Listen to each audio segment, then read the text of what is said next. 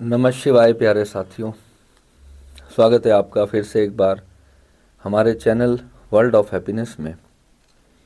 आज के audio discourse में हमारे एक साधक का प्रश्न था कि गुरुजी, ये सभी जितने भी भारत में बड़े बड़े गुरु हैं, इनमें ऐसा क्या विशेष है कि ये कैसे पूरा जीवन अकेले रह लेते हैं, जंगलों में, पहाड़ों में, सर्दी गर्मी सहते हुए, और सारी दीन दुनिया से दूर कैसे रह लेते हैं और अपने जीवन का निर्वाह कैसे करते हैं। क्या ये सच्चे संत हैं? क्या ये सच में बहुत बड़े गुरु हैं? इनमें से कैसे पहचाने कि हमारे लिए कौन सा गुरु सबसे ज़्यादा उपयुक्त है? बहुत बड़ा डीप प्रश्न है। तो आज मैं आप सबके लिए गुरु की कुछ विशेषताओं का वर्णन करूंगा। आप ये ऑडियो बहुत ध्यान से सुनिएगा।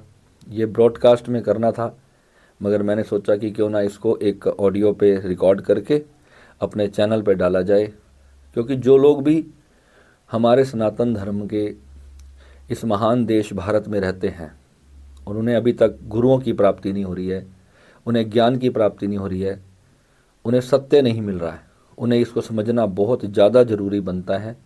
क्योंकि गुरु बनाने के बाद जब हमें चोट पड़ती है तो फिर हमें समझ नहीं आता कि हमने सही चुना था या गलत चुना था। हमेशा भ्रम में ही रह जाते हैं। पहली तो बात ये समझ लो कि जो गुरु अपने जो नॉर्मल कपड़े होते हैं उनसे हट करके जो लाल पीले भगवे अलग अलग तरह तरह के वस्त्र, जो बिना सिले वस्त्र पहनते हैं, मैं ये नहीं कह रहा कि उसमें संत ऐसे वस्त्र नहीं पहनते। आपको ये बात मेरी विशेष रूप से ध्यान में रखनी है।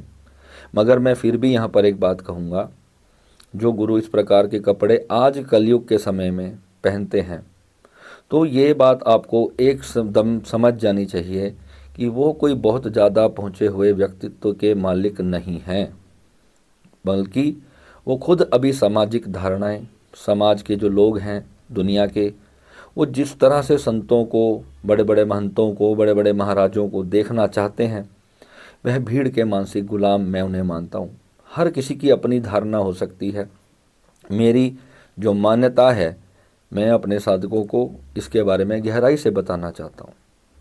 देखो, जो व्यक्ति भीड़ का गुलाम है कि उसे भीड़ इकट्ठी करनी है, पॉपुलैरिटी इकट्ठी करनी है, उसका मतलब लोगों को ज्ञान देने से होना चाहिए। सत्य पाया है, उसने साधना की है, परमात्मा को अपने भीतर जाना है, अपने भीतर पाया है, तो उसे बिल्कुल सरल शब्दों में दिया जा सकता है। उसके लिए तरह तरह के वेशभूषा और ना जाने सिर पे जटाएं लटाएं लगाने की कोई आवश्यकता नहीं है। जो लाखों साल पहले जो रीति रिवाज चला करते थे, उस समय कोई व्यक्ति पूर्ण वैराग्य को धारण करके अपना शहर, अपने माता पिता, पत्नी, बच्चे, परिवार छोड़ करके ईश्वर की खोज में चला जाया करते थे। मैं उन्हें हमेशा ही भगोड़ा मानता हूँ। ये सबकी अपनी अपनी धारणा हो सकती है।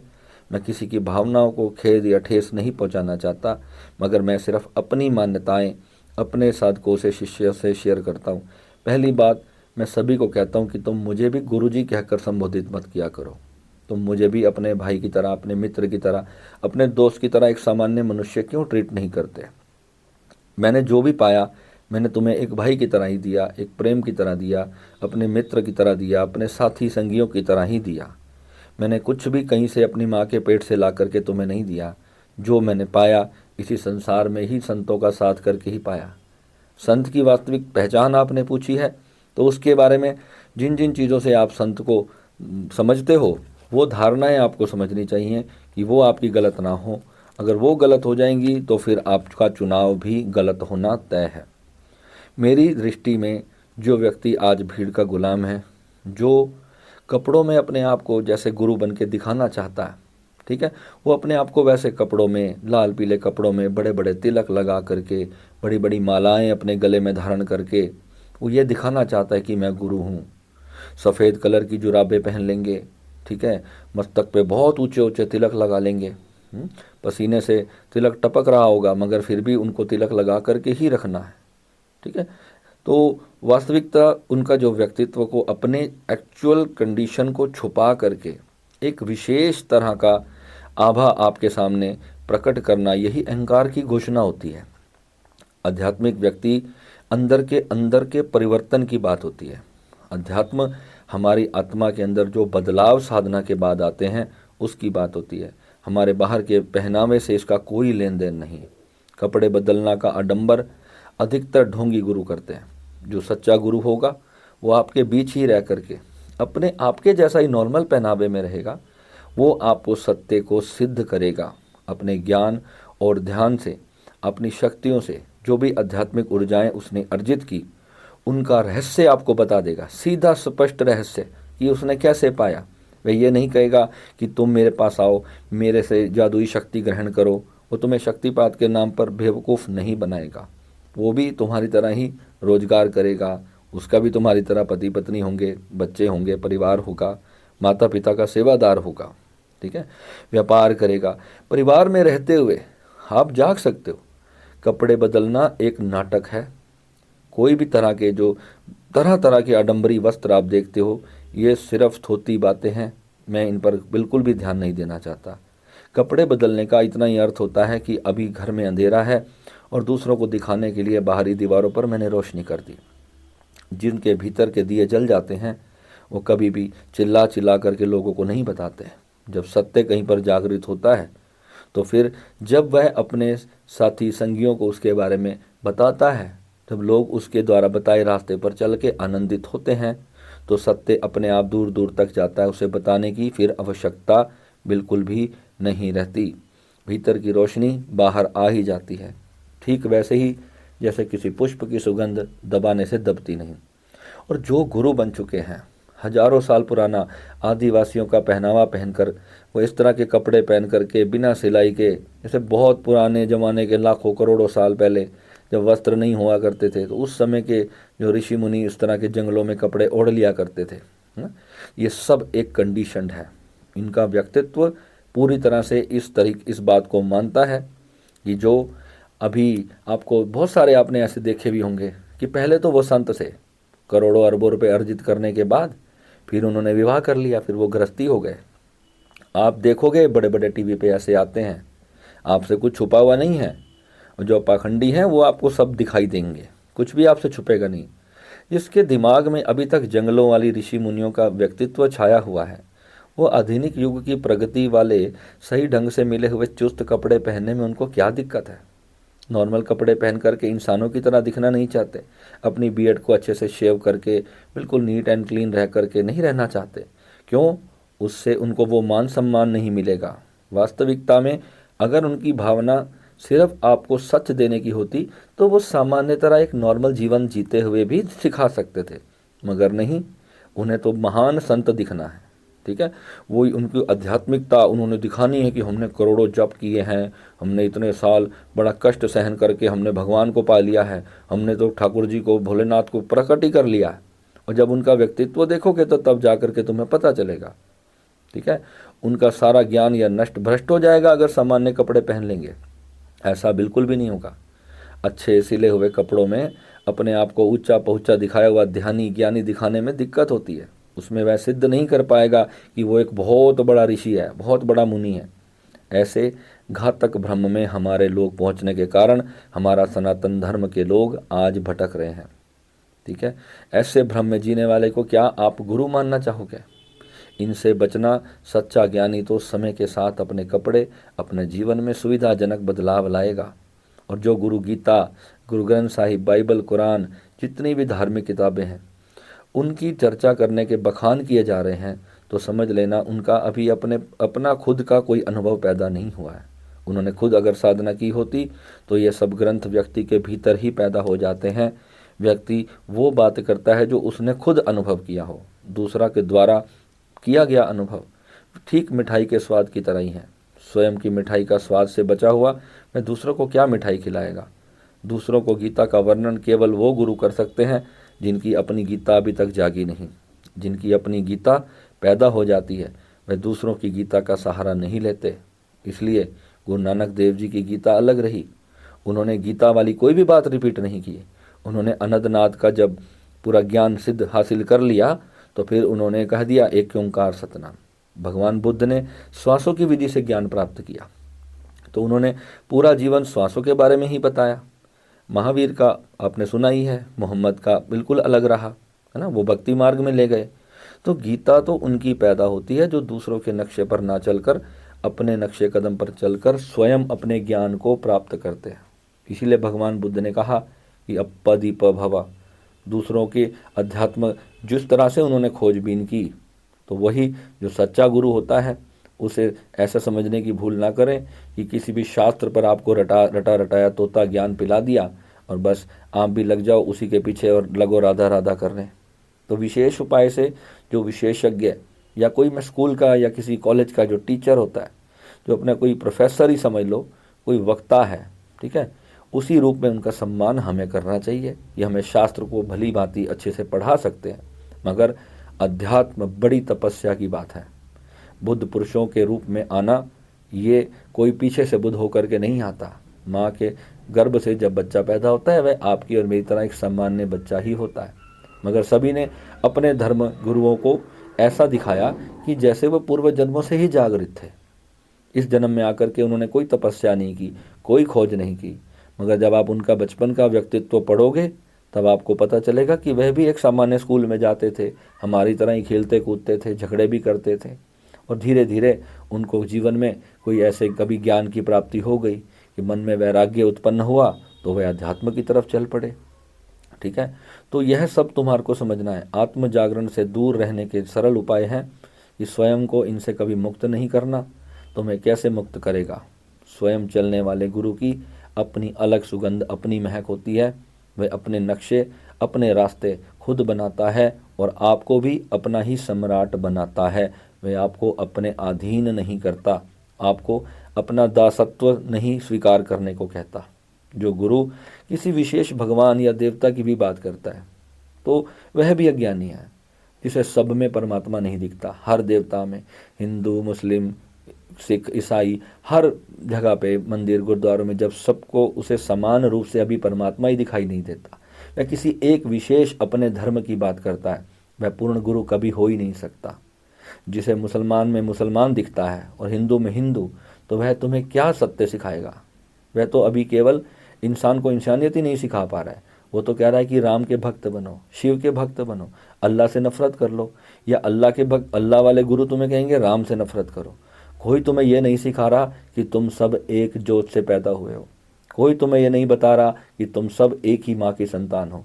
कोई तुम्हें यह नहीं बता रहा कि तुम्हारा पिता एक है, तुम्हारे को जन्म देने वाली शक्ति एक है, तुम उसी तरह के दिखने में इंसान हो। चाहे फिर तुम दाढ़ी बढ़ा लो या सर के बाल लंबे कर लो, इससे तुम्हारे व्यक्तित्व में या तुम्हारी भाषा बोलने से परमात्मा भिन्न नहीं हो जाएगा। तुम्हारे को लगने वाली प्यास भिन्न नहीं हो जाएगी, तुम्हारे को लगने वाली भूख भिन्न नहीं हो जाएगी, तुम्हारे भीतर उठने वाला क्रोध, लोभ, मोह या वासना, ये सब भिन्न नहीं हो जाएंगी। तुम किसी भी धर्म के अनुयायी हो, तुम्हारे अंदर जो विकार हैं वो समान है, तुम्हारे अंदर जो अच्छाइयाँ हैं वो भी समान है। किसी के अंदर दया है तो चाहे फिर वह हिंदू है, दया हिंदू में भी हो सकती है, दया मुस्लिम में भी हो सकती है, और क्रोध हिंदू में भी हो सकता है, क्रोध मुस्लिम में भी हो सकता है। तो गुरुओं ने आपको हमेशा अलग अलग रास्ते से बांटा है और यहीं से आपकी मानसिक हनन किया गया। जो अभी तक इस समझ और भ्रम के बीच का अंतर नहीं समझ पाए हैं कि भगवान नाम का एक मानव जैसा व्यक्ति में शक्ल वाला व्यक्तित्व कहीं ऊपर आसमान में बैठा हुआ है। कोई कहता है ठाकुर जी वैकुंठ में रहते हैं, कोई कहता है सत्य लोक में रहते हैं, कोई कहता है स्वर्ग में है, कोई कहता है कि अलग कोई और ही बड़ा लोक है, ऐसे ही कोई शिवलोक कह देता है। उसको एकत्व को जानना ही नहीं है। उसे जिसने जान लिया तो वह जहाँ देखेगा उसे वहीं पर भोलेनाथ दिखेंगे, वहीं पर उसे शिव, अल्लाह, राम, वाहिगुरु, उसे सब जगह पर ईश्वर दिखाई देगा। उसके सारे भेद मिट जाते हैं। उसकी सारी हिंदू, मुस्लिम, सिख, ईसाई जैसी जो धार्मिक जो हिंसा की भावना उसके भीतर से पूर्ण रूप से समाप्त हो जाती है। एक भोला भाला सामान्य मनुष्य ईश्वर के वास्तविक सत्य को कोसों दूर अंधकार और अज्ञान में जी रहा होता है। सच्चा गुरु ईश्वर को कभी एक व्यक्तित्व के रूप में नहीं पेश करेगा। चारों तरफ फैली हुई संपूर्ण सत्ता जो आकाश में तुम देखते हो, चांद, तारे, नक्षत्र, पूरा ब्रह्मांड, ये सारा ऐश्वर्य ईश्वर का है और सबका मालिक एक है और वही तुम हो। संपूर्ण भगवत्ता में उसको देखने की बात करनी चाहिए। जिसने ऐसा जाना है वह सबके भीतर एक ज्योत को देख लेता है। ऐसा बच्चे जैसा स्वभाव का नादानी, अंधकार और भ्रम में जीने वाला व्यक्ति सच्चा गुरु कैसे हो सकता है? ये गुरु तुम्हें कभी नहीं जगा सकते, ना ही तुम्हारी अवेकनिंग इनसे संभव है। जो खुद अभी तक सोए हुए हैं, इनसे बचो, इनको देखो, इनके जीवन को स्टडी करो। जो गुरु आसमान में कहीं स्वर्ग और नरक की बातें कर रहे हैं, तो समझ लेना उनका ज्ञान तो शीर्ष पर है। उनसे बड़े ढोंगी अडम्बरी इस संसार में नहीं होते। जो कहता है कि तुम्हें स्वर्ग प्राप्ति होगी, स्वर्ग कोई लोक होता है, वहाँ पर इंद्र स्वर्ग का राजा है, वहाँ पर अप्सराएं होती हैं, कोई कहता है वहाँ पर 72 हूरें होती हैं। तो इस प्रकार की जो बातें करते हैं, आप इनकी मानसिकता को देख सकते हो। क्योंकि आप किसी मुस्लिम जो फ़कीर होते हैं या उनके जो टीचर्स होते हैं, वो 72 हूरों की बात करते हैं, तो क्या हिंदू संत ऐसी बातें नहीं करते? तो क्या वो अप्सराओं की बात नहीं करते? तो आप सोचो, जिन चीज़ों को इन्होंने यहाँ दमित करके रखा हुआ है, जिस वासना को ये यहाँ भोगने से भागते रहे, ये स्वर्ग में उसकी कल्पना कर रहे हैं। वहाँ पर शराब के चश्मे दिखाई दे रहे हैं इनको। आप इस बात को समझने की कोशिश करें, क्योंकि स्वर्ग और नरक ये सब पास्ट और जो फ्यूचर में नहीं होता है। अभी आपका जीवन अच्छा चल रहा है तो वही आपका स्वर्ग है, बुरा है तो वही नरक है। अगर आप कष्ट भोग रहे हो तो आपने नरक खुद निर्माण किया। अपनी गलत धारणाओं, गलत कर्म के फल अगर आप भोग रहे हो तो उसी के कारण आपको स्वर्ग की उत्पत्ति हो रही है और उसी के कारण नरक मिल रहा है। जो गुरु संसार के सभी भोगों में, चाहे फिर वो कोई धन का हो, पद का हो, सम्मान का हो, बहुत अच्छे भोजन का हो, समृद्ध एक सुशिक्षित जीवन का हो, स्त्री सुख का हो, पुरुष सुख का हो, इन सब से आपको दूर करने को कहता है। मरने के बाद इससे भी बेहतर स्वर्ग में मिलने लगेंगी। फिर ऐसा भी लालच देता है, तो क्या ये सब यहाँ उचित क्यों नहीं है? ये सिर्फ स्वर्ग में जाकर उचित हो जाता है। आपने कभी इस बात को ध्यान से सोचा कि वह खुद कितने भटके हुए गुरु हैं? क्योंकि ये वस्तुएं नरक नहीं पैदा करती। आपकी बेहोशी, आपका लालच, आपकी ग्रीड आपका नरक पैदा करती है। आपकी अटैचमेंट नरक पैदा करती है। आपका डर, आपका फियर, आपका गुस्सा, आपका अहंकार, आपका घमंड, ये दुख सब पैदा करता है। इन सभी वस्तुओं को अगर आप आज प्रेजेंट में नहीं भोग पा रहे हो तो भविष्य में भी भोगने की फिर संभावना नहीं होने वाली। अगर आज आपने ये सब अर्जित नहीं किया, अपने आप को श्रेष्ठ नहीं बनाया, तो मरने के बाद सुख की कामना करना टोटल मूर्खता है। एक सच्चा गुरु आपको इस जीवन में भी सुखी होने का मार्ग बताता है और जीवन के बाद भी सुखी होकर के परमात्मा में विलीन होने का मार्ग वह जानता है। जो गुरु कुछ खास क्रियाओं और साधनों से मोक्ष प्राप्त करने की बात करता है, तो ये समझना कि मोक्ष कहीं भौगोलिक जगत में जहाँ हम पहुँचते हैं, तो ऐसा वह महा भटका हुआ गुरु है। उसे ऐसा लगता है कि मरने के बाद किसी ऐसे लोक में मेरी एंट्री होने वाली है कि जहाँ मुझे मोक्ष हो जाएगा। तो ये बहुत ही बड़ी गलत धारणा है। उसका अनुभव ज़ीरो है, क्योंकि मोक्ष हमारे सभी बंधनों से अपने आप को जान करके मुक्त रहने का नाम है।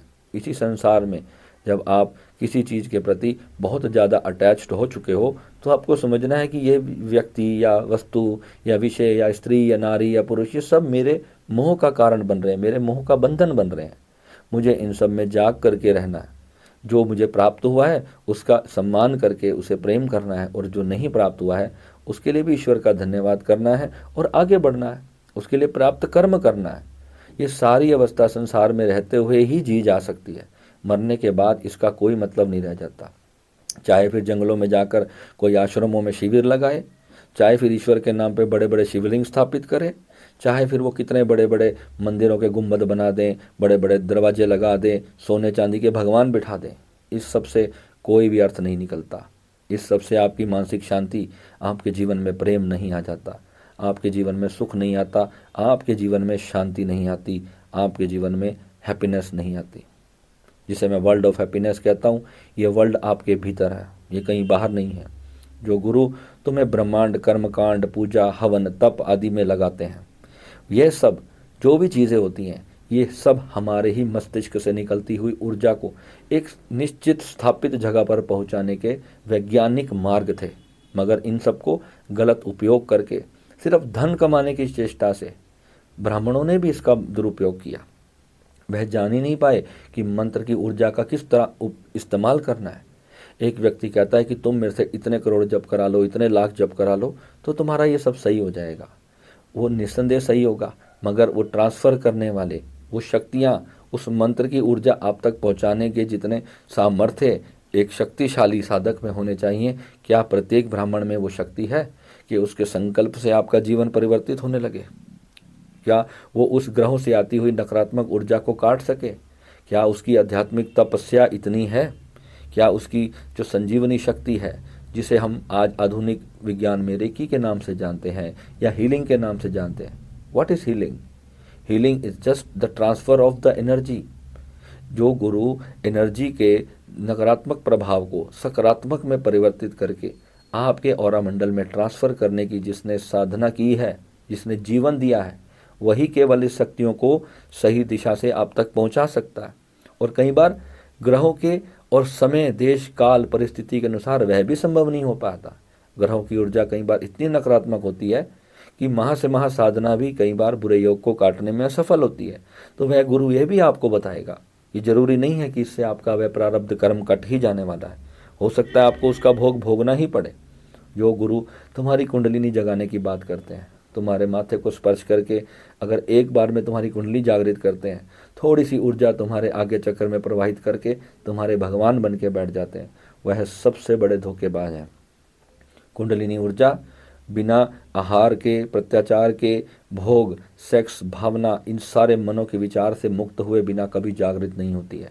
इसके लिए भीषण तपस्या करनी पड़ती है, घंटों रोज मेहनत करनी पड़ती है, ना जाने कितनी कितनी विधियाँ, कितने कितने जप, कितने कितने अनुष्ठान, कितनी कितनी प्रकार की साधनाएं, आसन, ना जाने क्या क्या योग करने पड़ते हैं, तब जा कर के माँ भगवती की कृपा किसी के जीवन में आती है। मन की और शरीर की और भाव की शुद्धि के बगैर जबरदस्ती हठ योग की क्रिया द्वारा जब आपकी कुंडलिनी को जगा दिया जाता है तो आपको बहुत बड़े नुकसान होते हैं, खतरे में आ जाता है जीवन। कुंडलिनी कभी ऐसे नहीं जगानी चाहिए, स्वयं को जागृत करना चाहिए, अपने कर्म में जागरण लाना चाहिए। कुंडलिनी स्वतः अपना रास्ता बना लेती है, कुंडलिनी के लिए कुछ करना नहीं पड़ता। कुंडलिनी जागृत करने से आपके आत्मज्ञान और आपका जागरण का ही वह प्रतिफल है। अगर आपके कर्म अच्छे होंगे तो कुंडलिनी को जगाना नहीं पड़ेगा। अगर आप बुरे कर्म करेंगे और कुंडलिनी जागृत करने की प्रार्थना करेंगे तो कुंडलिनी आपका सर्वनाश करने के लिए काफ़ी है। ऐसे गुरुओं ने हर किसी की कुंडलिनी को बलपूर्वक जगाने की चेष्टा की और उससे फिर साधक हमारे पास फ़ोन करते हैं, भैया हमें बचा लो, हम मर जाएंगे, मेरी ऐसी स्थिति होगी, मेरी वैसी स्थिति हो गई। क्योंकि ना शरीर शुद्ध था, ना मन शुद्ध था, ना आत्मा शुद्ध थी। शरीर में तो अभी भोग और काम वासना की इच्छाएं दबी थी और छेड़ दिया कुंडलिनी को, तो कुंडलिनी तो नुकसान पहुंचाएगी। ये भ्रम और अहंकार जिस व्यक्ति के अंदर कूट कूट कर भरा और कुंडलिनी को जागृत कर ले, ऐसे लोगों को तो भगवान भी बचा नहीं सकता। तो जो कुंडलिनी जगाने का दावा करते हैं उनका कोई प्रभाव उनके आसपास के, आप जब उनके जीवन में जा कर के देखोगे, उनको बच्चों तक को, उनके परिवार के, उनके माता पिता तक को उनकी कुंडलिनी जागृत होने का कोई प्रभाव नहीं दिखता। जो गुरु तुम्हें एक खास तरह के वस्त्र, अनुशासन में बंधे बंधाए मंत्र और नियम देता रहता है, वह आत्मज्ञान और जागरण से कोसों दूर मैं समझता हूँ। वह जड़ों के साथ ना लड़कर तुम्हें पत्तों के साथ खेलने सिखा रहा है, क्योंकि सोने की बेड़ियां पहना रहा है। सच्चा गुरु ये सब कभी नहीं होने देगा। ऊपर से आप पर कुछ भी जबरदस्ती नहीं थोपेगा। आडंबर की चादर उड़ाकर भोग की इच्छा को दमित करना कभी नहीं सिखाएगा। इसके विपरीत आपको जीवन के प्रति जागरूक करेगा, आपको जीवन को अपार आनंद से जीना सिखाएगा। पाखंड और झूठ बिल्कुल उसके जीवन में नहीं होंगे। वह अपना जीवन भी तुमसे ऐसा ही शेयर करेगा जो उसने अपने जीवन में सच में भुगता है, चाहे फिर वह सुखद है, चाहे फिर वह दुखद है, चाहे वो शेयर करने लायक है, चाहे वो छुपाने लायक है। वह अपना सत्य, अपने अनुभव तुम्हें अपने बच्चों की तरह, अपनी विरासत में कमाई हुई संपत्ति की तरह तुम्हें सौंप करके जाएगा। जहाँ जहाँ उसने चोट खाई वह तुम्हें सब कुछ बताएगा कि यह करने से मैं नीचे गिरा, यह करने से मेरी आत्मा की उन्नति हुई। जागे हुए व्यक्ति के लिए कोई नियम नहीं होता। उसके लिए ना खान पान का कोई नियम है, ना घूमने फिरने का, ना ही किसी प्रकार की भोग विलास का। वह तो बस है और अपने जीवन को जी रहा है आनंद में। जगे हुए व्यक्ति का कोई नियम नहीं होता।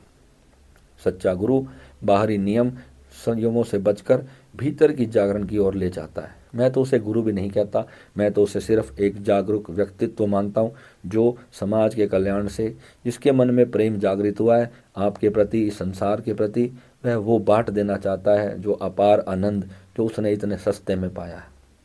इन्हीं गुरुओं के कारण करोड़ों लोग सदियों से बुद्ध बनने से वंचित रह गए।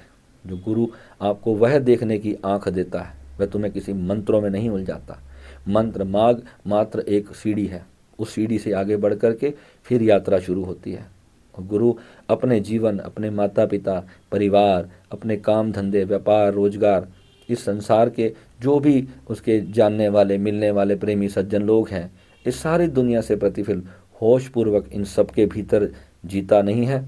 सिर्फ उच्च आसन पर बैठ करके बड़े बड़े गाड़ियों में घूमने का कार्य करते हैं, ऊंची ऊंची आध्यात्मिक बातें, बड़ी बड़ी किताबें छाप करके अपने नाम को ही रोशनी करने में लगे हैं, बड़ी बड़ी वेबसाइट बना करके, बड़ी बड़ी ऐप्स लॉन्च कर करके। ये सब आपके धन को ठगने के लालची लोग हैं, जिन्होंने अपने बाल उड़वा लिए या अलग अलग तरह की मालाएं गलों में धारण कर ली या किसी भी प्रकार के वेशभूषा अपना लिए। तो ये सब आप समझ लेना, ये कोरे ठग हैं, इनसे आपको हमेशा बचना चाहिए। मैं खुल करके आज इसलिए बोल रहा हूँ क्योंकि मैं चाहता हूँ कि जो सत्य मेरे हाथ लगते हैं, जो मैं जान पाता हूँ, मैंने जो स्टडी किया अपने जीवन में, मैंने बहुत सारे गुरुओं का सानिध्य भी प्राप्त किया, मगर उनके भीतर भी मैंने ये अहंकार खड़ा हुआ पाया कि वह भी अपने आप को कहीं ना कहीं पर गुरु बना करके रखना चाहते थे। वह अपने आप को एक सामान्य इंसान की तरह प्रदर्शित नहीं करते थे, वह भी दिखाते थे कि मेरे शिष्य हैं, मेरे इतने लोग मुझे फॉलोइंग करते हैं। कहीं ना कहीं इस बात की भी वो धारणा उनके भीतर बैठी रहती है। ऐसे कितने सारे लोग थे जो अपनी गुप्त विद्याओं को पहले यूट्यूब पर शेयर नहीं करते थे। जब उनकी फ़ैन फॉलोइंग गिरने लगी तो फिर उन्होंने अपने बड़े से बड़े सीक्रेट को भी शेयर करना शुरू कर दिया। बहुत बड़े बड़े नाम हैं, मैं यहाँ सभी नाम लेना नहीं चाहता, क्योंकि उनकी जब ठेस पहुँचेगी तो हो सकता है फिर वो मेरे को आकर के कुछ भी मेरे साथ भी दुश्मनी करे, तो ऐसा मैं नहीं चाहता। मैं तो यहाँ पर एक जेन्युइन बात कर रहा हूँ, जो सत्य है, मेरा अनुभव है, और अपने बात को रखने का मेरा पूर्ण अधिकार भी है उन लोगों के आगे जो केवल अध्यात्म के सच्चाई को खोज रहे हैं। जीवन रूपी सागर को पूरी तरह उनकी गहराइयों में डूबकर जो गुरु तुम्हें तैरना सिखाए, वही मैं कहता हूँ तुम्हारा सच्चा गुरु बन सकता है। मेरी बातों से ऐसा मत समझ लेना कि मैं तुम्हारा गुरु बनना चाहता हूँ। तुम्हारे को भगवान ने 2 आंखें दी हैं, 2 कान दी हैं, सोचने के लिए दिमाग दिया है। अगर मेरी बातें सच लगती हैं, तुम्हें आत्मा कहती है, हृदय तुम्हारा भीतर से धड़कता है और वो कहता है कि इस व्यक्ति ने सच में कुछ प्राप्त किया है, तो ही मेरे पास आना। अदरवाइज आप आज़ाद हो। मैं तुम्हें वैसे भी जो सहायता कर सकूँगा अपने यूट्यूब के माध्यम से मैं तुम्हारे लिए करता रहूँगा। वह तुम्हें मिलेगा तो ठीक, नहीं मिला तो ठीक, मैं अपना अंतिम रूप से पूरा प्रचार प्रसार करता रहूँगा।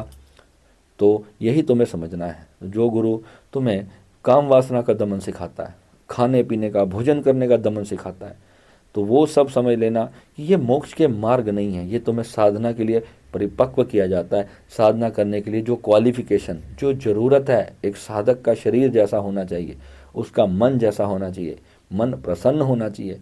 एक भोग की इच्छा दबाए हुआ व्यक्ति कभी भी जीवन में प्रसन्न नहीं हो सकता। जिसे जीवन में प्रेम की प्राप्ति नहीं, वह कभी ध्यान को प्राप्त नहीं कर सकता।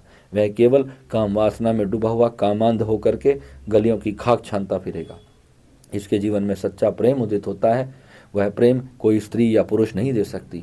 वह प्रेम परमात्मा से ही उसके भीतर जागृत होता है। सच्चा प्रेम परमात्मा से ही हमारे भीतर जागृत होता है, तभी कोई हमारे सानिध्य में आकर के भी आनंदित हो सकता है। हम केवल प्रेम भी बहाया जाएगा, उस वक्त घृणा नहीं बहेगी। अगर जिसके भीतर ही प्रेम नहीं है, उसके भीतर कभी क्षमा नहीं आ सकती, उसके भीतर कभी फॉरगिवनेस नहीं आ सकती। और जो तुम्हें स्त्री से, धन से भागना, बच्चों से भागना, परिवार मत बनाना, बच्चे मत पैदा करना, इस प्रकार के ज्ञान देते हैं, तो ऐसे लोगों को आपको हमेशा बच के रहना है।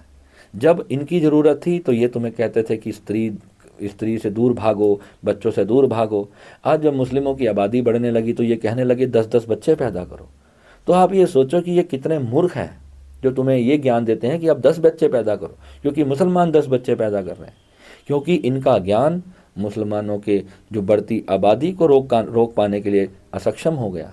तो इसलिए अब तुम्हें इन्होंने ये ज्ञान परोसना शुरू करा कि तुम भी 10-10 बच्चे पैदा करो, नहीं तो तुम मार दिए जाओगे। क्या ये हमारा सनातन धर्म है? सच्चा गुरु एक धर्म के विशेष के अंदर व्यक्तियों के भीतर भी वो क्रांति पैदा करने का संकल्प लेता है, चाहे फिर वो उसमें विफल ही क्यों ना हो जाए, चाहे फिर वह मार ही क्यों ना दिया जाए। उसका एक ही लक्ष्य होता है कि सर्व इंसानों के अंदर सिर्फ प्रेम की भावना को जागृत किया जाए, आपस की नफरत और शत्रुता को भुलाकर उस एक मालिक, उस एक परमात्मा को समझा जाए। उसके लिए अपने जीवन को साधना के तौर पर चलाया जाए, लोगों को दया करनी सिखाई जाए, लोगों को प्रेम करना सिखाया जाए। एक दूसरे के बच्चों में अपने ही बाल बच्चों को देखना चाहिए। ऐसी भावना जो गुरु तुम्हारे भीतर पैदा करने का संकल्प ले, मैं उसे गुरु कहता हूँ। उनके लिए नहीं जो हिंदू के बच्चे को नफरत करे और मुसलमान के बच्चे को प्रेम करे। ऐसे गुरु कभी गुरु नहीं हो सकते। जो गुरु शारीरिक कष्ट देकर आपको अतियों में जीता है, जैसे नंगे पांव चलना, कोई मुंह पर पट्टी बांध के भाग रहा है, कोई नंगे पांव चल रहा है, कोई पूरा ही निर्वस्त्र घूम रहा है, वो ये दिखाना चाहता है कि मैंने अपने शरीर को साध लिया। अरे आज के ज़माने में स्त्रियों के सामने नग्न होकर के घूमना कहाँ की अक्लमंदी है भाई। छोटे बच्चों पर क्या असर पड़ेगा। तुम भक्ति कर रहे हो, तुम साधना कर रहे हो, पूरे कपड़े पहनकर चलो। लंबे लंबे उपवास करना, और देखो इतना खा लेते हैं कि फिर तोंद निकल जाती है। 24 घंटे के बाद खाना है, संकल्प ले लिया है अभी 24 घंटे, उसके बाद 4 दिन का खाना एक ही समय पे खा लेना है। देखोगे पूरा शरीर एकदम पतला होगा और तोंद मटके जैसी निकल आएगी। ठीक है, जितनी गर्मी में आपको एसी की आवश्यकता है, कूलर की आवश्यकता है भाई, पंखे की आवश्यकता है, जाकर के बैठो ना उसमें। कहाँ पर रहे होते हैं, फिर वहाँ पर आग जला करके बैठे हैं, पर रहना निर्वस्त्र है, कपड़े नहीं धारण करेंगे। तो ये कहाँ की अक्लमंदी है भाई। लंबे लंबे बाल, लंबी लंबी दाढ़ी बनाना, अरे शौक के लिए मैंने दाढ़ी रखी है, अपने शौक के लिए। मुझे बियर्ड रखना पसंद है शुरू से ही, मैंने 20 साल से अपनी बियर्ड नहीं कटवाई। एक बार बीच में से कटवा ली थी तो मुझे बहुत बुरा लगा, मैंने फिर से रख ली। ये मेरा पैशन है, मुझे शौक है बियर्ड रखने का। मैंने कोई बाबा बनने के लिए या महाराज बन के दिखाने के लिए बियर्ड नहीं रखी। मैं तो तिलक नहीं लगाता, जबकि मेरे एस्ट्रोलॉजी में क्लियर है कि मुझे बृहस्पति के लिए तिलक लगाना बहुत ज़रूरी है, मगर मैं फिर भी नहीं लगाता। क्यों?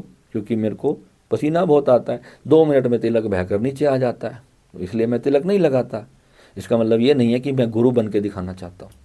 जो मैं हूँ सहज हूँ, और अपने साधकों के लिए, अपने मित्रों के लिए, जो मेरे साथ जुड़े हैं, जो मेरे साथ अपनी यात्रा पे चल रहे हैं, उनके लिए स्वामी प्रेम विराट उनका स्वामी नहीं है, वह खुद का स्वामी है। मैं किसी का स्वामी नहीं हूँ।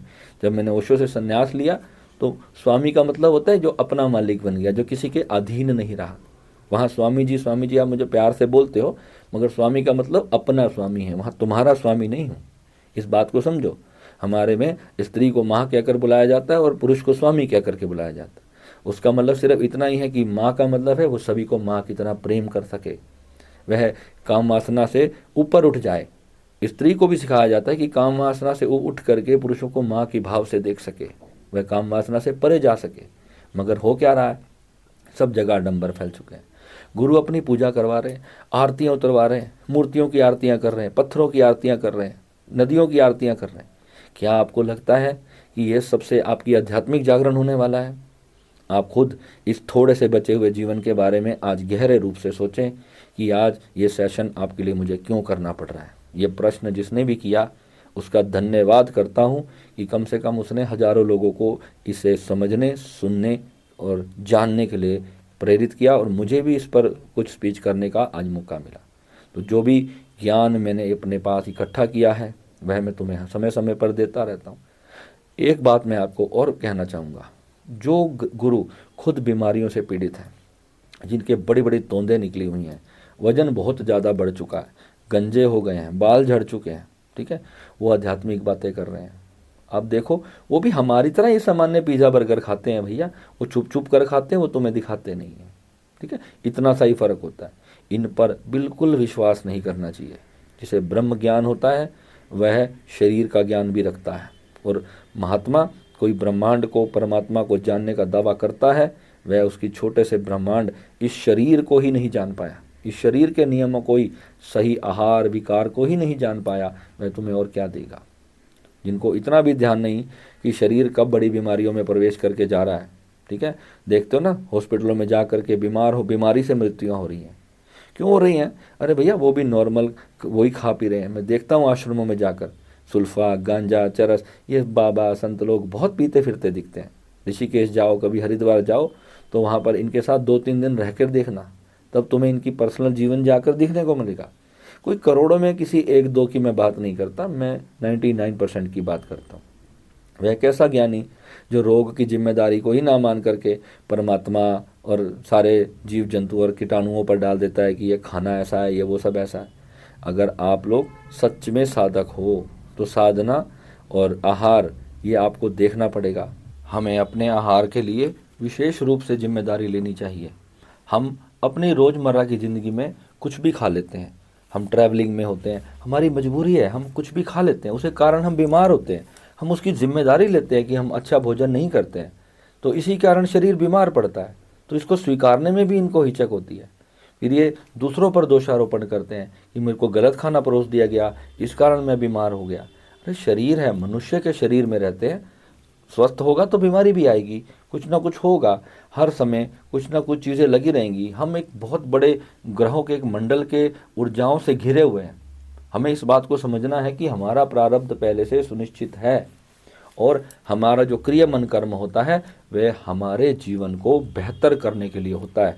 जो भी हम उपाय करते हैं, जो भी हम दान पुण्य इत्यादि करते हैं, वह केवल इस समाज के भीतर एक बैलेंस पैदा करने के लिए है और हमारे जीवन को खुशहाल करने के लिए है। जब हम खुशी बांटते हैं तो दुआओं से जो धन हमें प्राप्त होता है, अपनी हैप्पीनेस को शेयर करने से हैप्पीनेस हमेशा बढ़ती है। जब हम दूसरों के दुख को दूर करने का माध्यम बनते हैं तो ईश्वर भी फिर अपनी सत्ता के, उसका भी नियम है, फिर वह भी हमारे दुखों को ज़्यादा दिन तक हमारे साथ नहीं रहने देता। ये बात हमें अच्छी तरह से समझनी है कि कोई लोग आपको सर्कस में मदारियों की तरह जो अलग अलग तरह की चीज़ें प्रकट करके दिखाते हैं ना, इनसे आपको विशेष रूप से सावधान रहना है। कोई भभूति निकाल के दिखा रहा है, कोई नीचे से शिवलिंग प्रकट करके दिखा रहा है, कोई मुंह से शिवलिंग निकाल रहा है। क्या कर रहे हैं ये लोग? ये हमारे जीवन में चलता आ रहा है। उनके करोड़ों फॉलोअर्स मैं देखता हूँ। क्या हम लोग सच में इतने मूर्ख हैं? अभी मैं 5 दिन पहले की बात करता हूँ, मैं पुणे में था, वहाँ पर मुझे एक जादूगर मिला। उस जादूगर ने मुझे बोला कि आपको कौन सा फूल पसंद है, मोगरा, गुलाब या चमेली? तो मैंने उसे बोला मुझे मोगरा पसंद है। तो उसने बोला कि ठीक है, अपने दोनों हाथों को रगड़ो और उसको सूंघो। तो मैंने अपने दोनों हाथों को रगड़ा। जब मैंने अपने दोनों हाथों को रगड़ा और उसके बाद जब मैंने अपनी नाक से उसको सूंघा तो मुझे, बिलीव नहीं करोगे, क्लियरली मोगरे की खुशबू आई। मैं पूरी तरह से हैरान हो गया कि मेरे हाथों में मोगरे की महक कहाँ से आ गई। मेरे दोनों हाथ मोगरे की खुशबू से महक रहे थे। तो मैंने उसको बोला, मैं तो उसके चरणों में पड़ गया, बाबा आप सच में बहुत बड़े जादूगर हैं, ये कैसे किया आपने? मैं आपसे इतनी दूर खड़ा हूँ और मेरे हाथों से ये मोगरे की खुशबू कहाँ से आ रही है? मुझे इसका राज बताओ। वो बोले ये तो हमारे बड़े बड़े जो बुजुर्ग थे उन संतों का ज्ञान है जिन्होंने हमें ये विद्या दी। तो मैंने उनको कहा, बाबा मुझे ये विद्या के लिए मुझे आपको अपना गुरु बनाना है, ये कैसे आया? कहते ये तो हमारी तपस्या का फल है बच्चा, ये तो हमारी तपस्या का फल है, ये तो हमारे बड़ों की कला है, बड़ों का दिया हुआ ज्ञान है। तो मैंने उनको कहा कि आप जितने मर्जी पैसे मुझसे ले लो, मगर मुझे सच में ये कला सीखनी है। ये कैसे आपने किया? मैं जानता था ये जरूर कोई ना कोई हाथ की सफाई है, मगर मैंने उसको बहुत ध्यान लगा करके समझने की कोशिश की, मगर मैं समझ नहीं पा रहा था कि मेरे हाथ में से मोगरे की खुशबू कहाँ से आने लगी। तो फिर उसने मुझे बोला, ठीक है बच्चा, तो मुझे 1100 रुपये दो। तो मैंने उसको, जो भी 700-800 रुपये मेरी जेब में थे, तो मैंने निकाल करके उसको दे दिए। तो उसने मुझे कहा, आओ बैठो, मैं तुम्हें अब इसका राज बताता हूँ। कहते जब तुम आए थे, जब तुम्हें मैंने पहली जादू की कला दिखाई थी, तो उसी समय मैंने जेब में से ये मोगरे की जो खुशबू है ना, ये निकाल करके तुम्हारे हाथ पर टच कर दी थी, तुम्हें पता ही नहीं चला, क्योंकि मैं वो कला तुम्हें 10 मिनट के बाद दिखाना चाहता था, क्योंकि तब तक तुम पूरी तरह से भूल चुके हो कि तुम मेरे से कितनी दूरी पर खड़े हो। तो मेरे हाथ पर मोगरा लग चुका है और मुझे मालूम भी नहीं। और जब 10 मिनट के बाद उसने मेरे को कहा कि तुम्हें कौन सा फूल पसंद है, तो उसने इस तरीके से अपनी कला का प्रदर्शित किया, तो मैं देखता रह गया। मैं हैरान हो गया, जैसे कि आकाश से सच में कोई खुशबू मेरे भीतर प्रकट हो गई। ये सच है दुनिया के। आपको ये समझना है कि यही ऐसे पाखंडी गुरु हैं जो ऐसी मैजिक ट्रिक्स को सीख करके तुमको अपने जाल में लपेटे में ले लेते हैं। आपको समझना है जो परम सत्य है माँ भगवती का, भोलेनाथ का, उस शिव को, उस परमात्मा के कई नाम हैं। उन्हें कोई राम के नाम से पुकारता है, उन्हें कोई अल्लाह कहता है, उन्हें कोई जीसस कहता है, कोई वाहेगुरु सतनाम कहता है। वो एक परमात्मा है, उसकी एक ही सृष्टि है, वो एक ही मालिक है। मेल एनर्जी और फीमेल एनर्जी आपके सामने है। शिव और शक्ति के रूप में आप और आपकी पत्नी सामने से देख रहे हो एक दूसरे को। कोई दूर से कहीं नहीं आ रहा है। जितनी भी स्त्रियां हैं वो नारी शक्ति है, और जितने भी पुरुष हैं वो मेल एनर्जी है। और इन दोनों को स्पर्श करने से जो घर्षण पैदा होता है, वही तो जीवन है, वही तो ऑर्गेज्मिक आनंद है, वही तो कॉस्मिक एनर्जी है। उसी से तो बच्चा गर्भ में जन्म लेता है। वही वीर्य की शक्ति से, तुम्हारी ऊर्जा से ये संसार निर्मित हो रहा है। परमात्मा में जहाँ शिवलिंग का रूप हमारे सनातन ने दिखाया है, वहाँ पे माँ भगवती की योनि का उसमें जो समावेश उसमें जा कर के दिखाया है, उसका मतलब सिर्फ इतना ही है कि लिंग और योनि से इस पूरे संसार की उत्पत्ति हो रही है। वही हमारे माता पिता हैं जिन्होंने हमें जन्म दिया, जहाँ से हमारी उत्पत्ति हुई है। बिना लिंग के कभी योनि उत्पन्न नहीं हो सकती, और योनि के बिना लिंग उत्पन्न नहीं हो सकता, क्योंकि पुरुष के बिना स्त्री का जन्म नहीं हो सकता, स्त्री के बिना पुरुष का जन्म नहीं हो सकता। ये दोनों विशाल सत्ता कहीं तो जाकर के एक हो ही रही हैं। वो बिंदु को ही गुरु नानक देव जी ने अनंतनाद कहा है, और जिसने अनंतनाद की सत्य में साधना की है उसने जाना है वो पंच शब्द जो हमारे भीतर जब आवाज़ करते हैं, जब ध्वनि करते हैं, जब हमारे चक्रों को भेद करके कुंडलिनी ऊपर ऑर्गेज्मिक आनंद को प्राप्त करती है, तब हम जान सकते हैं कि वास्तविकता में सब कुछ एक है। देयर इज़ नथिंग एल्स जो कि तुमसे भिन्न हो। वहाँ सब हिंदू, मुस्लिम, सिख, ईसाई सब कुछ वहाँ पर एक हो जाता है। ठीक है, तो आई होप आपको आज का सेशन अच्छा लगा होगा। मैंने जल्दी किया है क्योंकि मुझे काम से जाना था, तो मैंने थोड़े समय में वीडियो को ज़्यादा से ज़्यादा शॉर्ट टू शॉर्ट करने के लिए थोड़ा फास्ट बोला है। आप इसको स्पीड कम करके भी सुन सकते हैं। ठीक है, तो मेरे प्यारे साथियों, मिलेंगे अगले वीडियो में। नमः शिवाय।